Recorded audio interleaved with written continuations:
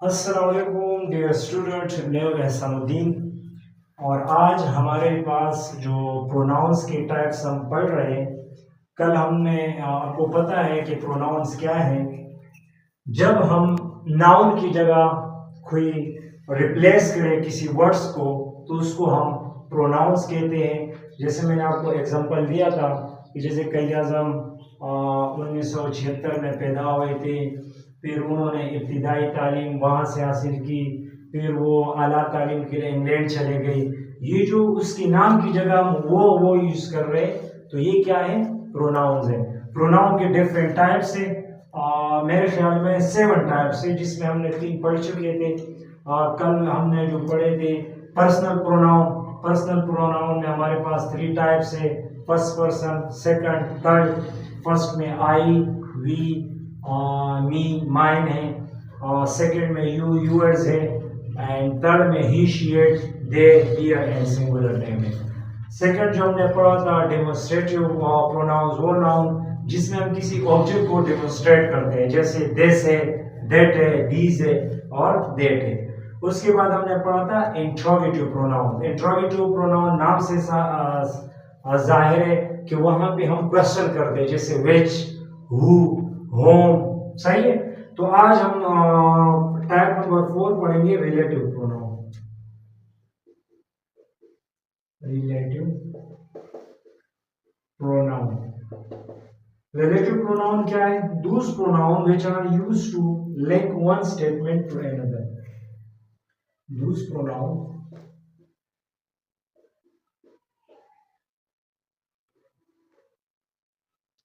which are used to link one statement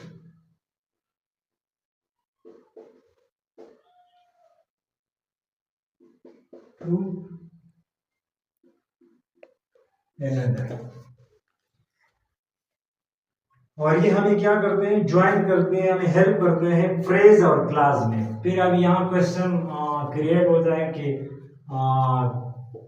phrase क्या है और क्लास क्या है।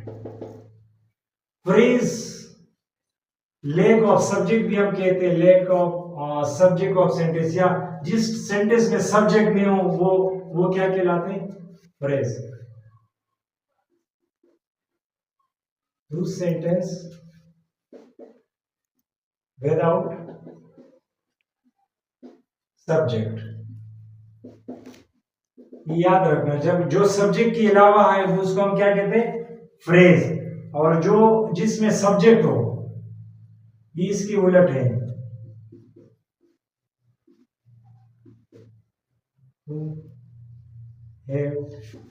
सब्जेक्ट। और मैं इसको एग्जांपल दे रहा हूं। उसका एग्जांपल ये है कि running quickly. Running quickly, running quickly. तो ये हमारे पास क्या है? फ्रेज है। और I am running quickly, I am running quickly. तो इसमें हमारे पास क्या है? सब्जेक्ट है। जिसमें सब्जेक्ट है उसको क्लास कहते हैं, जिसमें सब्जेक्ट नहीं उसको क्या कहते हैं? फ्रेज। ये इनके दरमियान डिफरेंस है। सेकंड वन हो गया इंडेफिनिट प्रोनाउन।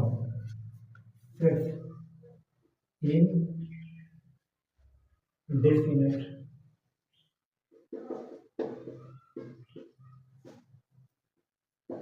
Indefinite pronoun. और इसकी मैंने एग्जांपल नहीं लिखे, सॉरी। जो रिलेटिव प्रोनाउन है उसकी which ever,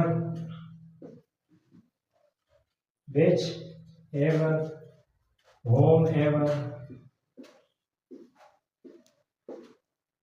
और whatever। हम कहते हैं ना whatever, जो कुछ भी हो, whatever कुछ भी हो, whichever जो भी हो, whomever कोई भी हो, सही है। तो ये हमारे पास कौन से प्रोनाउन है? रिलेटिव प्रोनाउन है। क्या है? रिलेटिव प्रोनाउन है। टेस्ट में हमें गिवन होता है ना कि जैसे हमें वट एवर गिवन होगा तो आप ये बताएंगे कि कौन सा प्रोनाउन है, रिलेटिव है, इंडेफिनिट है, तो उधर आपको नाम, तो ये आपको जहन में याद रखनी है कि वट एवर, ये जितनी भी मैं एग्जांपल बता रहा हूँ ये आपको याद रखनी है, सही है। इसके बाद जो है पांचवा, indefinite pronoun refers to identify but not specify, refers to in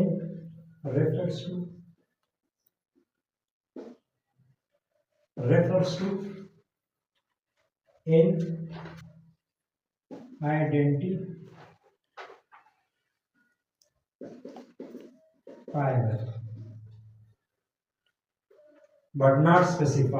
but not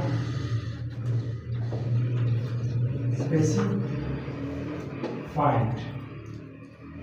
यानी किसी चीज को स्पेसिफाइज नहीं कर रहे। जैसे मैं कहता हूं जो भी हो, एनीबॉडी, मैं कहता हूं ना, मैं आपको बताता हूं कि एनीबॉडी, कोई भी हो, मैं किसी को स्पेसिफाई नहीं कर रहा हूं, एनीबॉडी, कोई भी हो।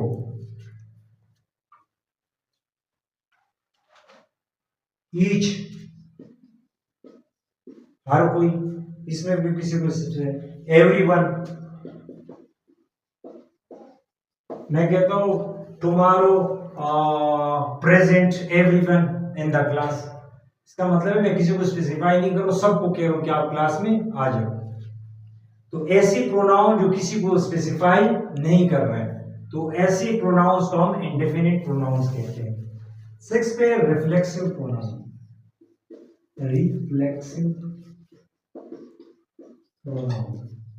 जैसे आपको पता है कि रिफ्लेक्ट आप लोगों ने फिजिक्स में पढ़े हैं, रिफ्लेक्ट मतलब वापस होना, जो सब्जेक्ट के साथ उसका दोबारा जो रिलेशन है वो बन जाता है, तो ऐसे प्रोनाउंस क्या कहलाते हैं? Reflexive. Refer back to the subject,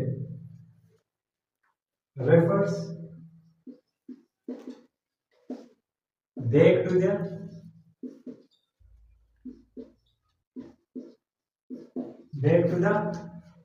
subject of the class or sentence, of the class or sentence। जैसे हर सेल्फ है, सही, बजाते खुद, देम सेल्फ है, वो बजाते खुद। अब सातवां है जो एंड है, intensive pronoun, intensive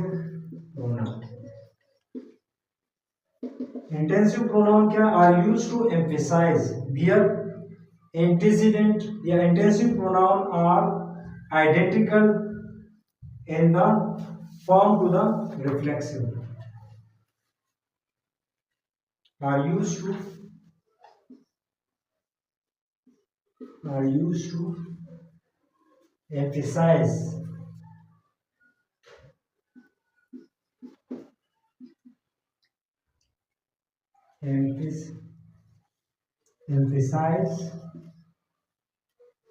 their antecedent,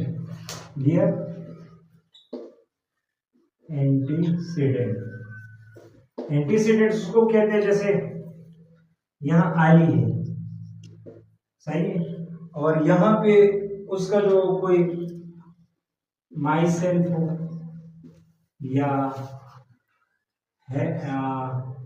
Hem self हो, तो ये अली के साथ इसका रिलेटेड आता है, तो इसको कहते हैं इंटेंसिव प्रोनाउन। क्या कहते हैं? Intensive pronoun.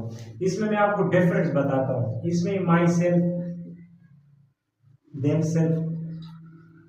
अब क्वेश्चन ये क्रिएट हो गया कि रिफ्लेक्सिव प्रोनाउन और इंटेंसिव प्रोनाउन में आप डिफरेंस कैसे करेंगे, सही है। तो इसका आंसर ये है,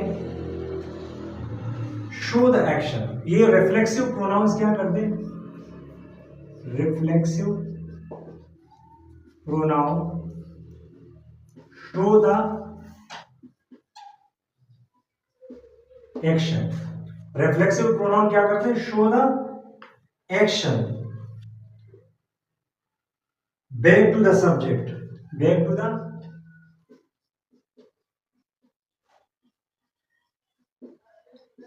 सब्जेक्ट की तरफ दोबारा वो अपना क्या करते हैं? अपना एक्शन शो करता है।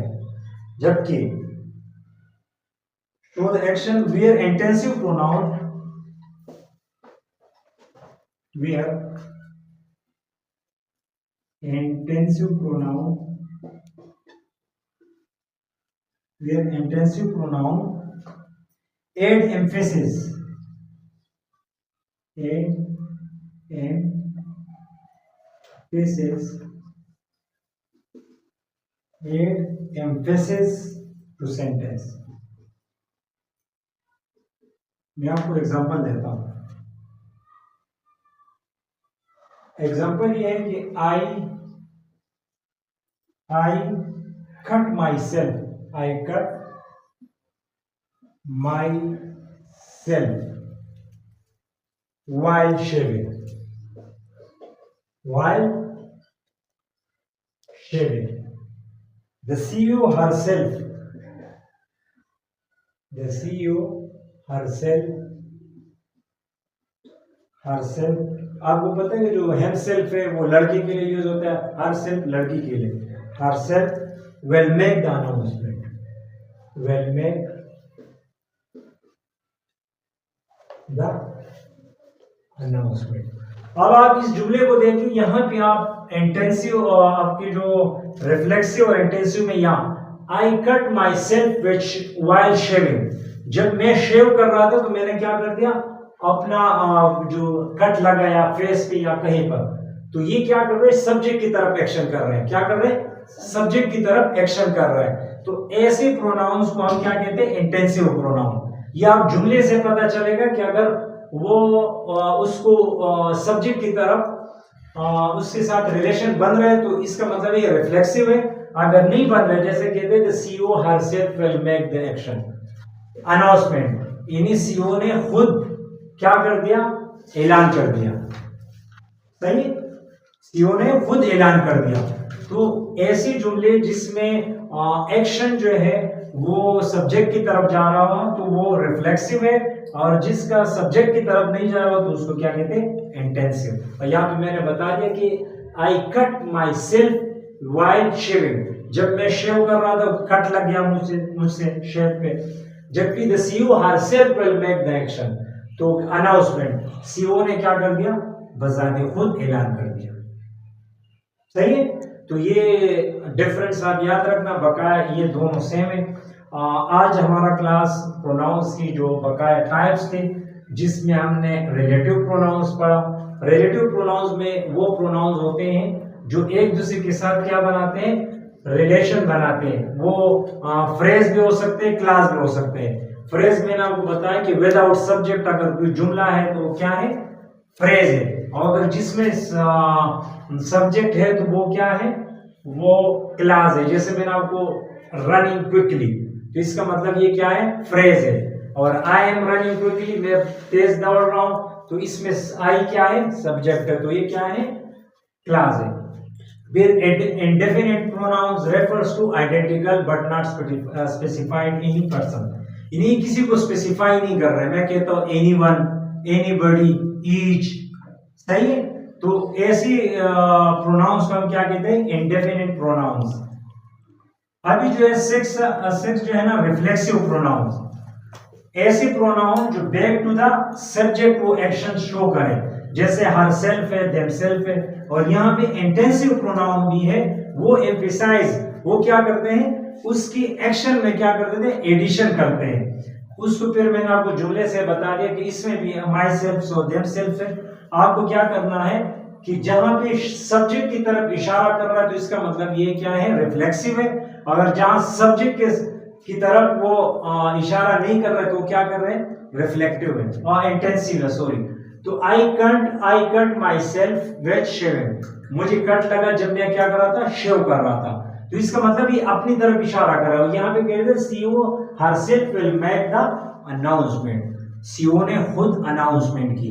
तो इसका मतलब ये है कि ये इंटेंसिव है और ये क्या है, रिफ्लेक्सिव है। तो ये था आज का क्लास, और आज हमने जो प्रोनाउन का सब्जेक्ट है वो मुकम्मल ख़त्म कर दिया। कल इंशाल्लाह पार्ट्स ऑफ स्पीच में हम एडजेक्टिव या एडवर्ब या वर्ब स्टार्ट करेंगे। ओके, थैंक यू, अल्लाह हाफिज़।